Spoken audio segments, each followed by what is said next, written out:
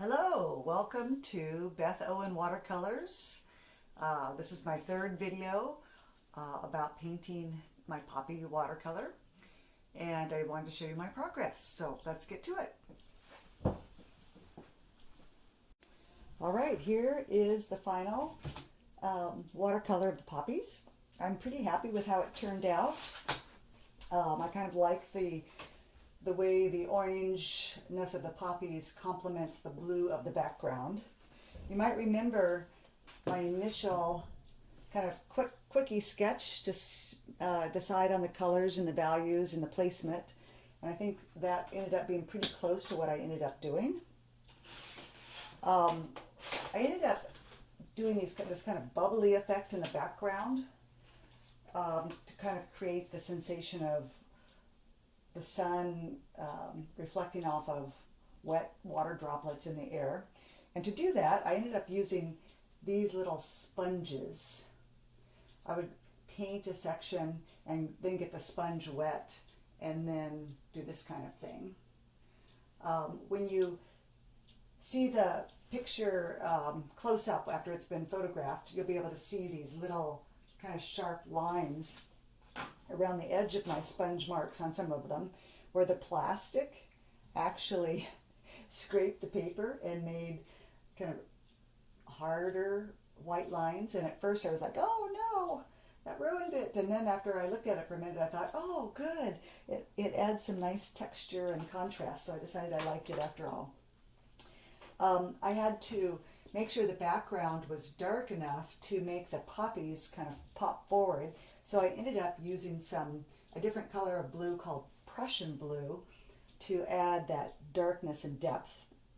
And then I also had to darken up this poppy in particular right through here to add some depth to it and to push it back a little bit, make this one pop forward just a little bit, give it a little bit more of a 3D effect.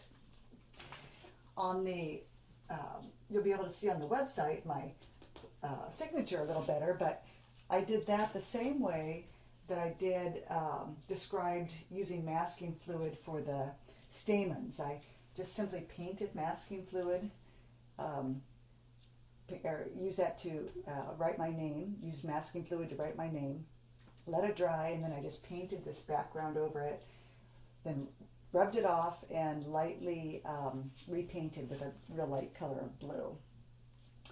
Now I let it sit for a couple days to kind of think about whether I want to change anything, and I'm pretty happy with it every time I look at it.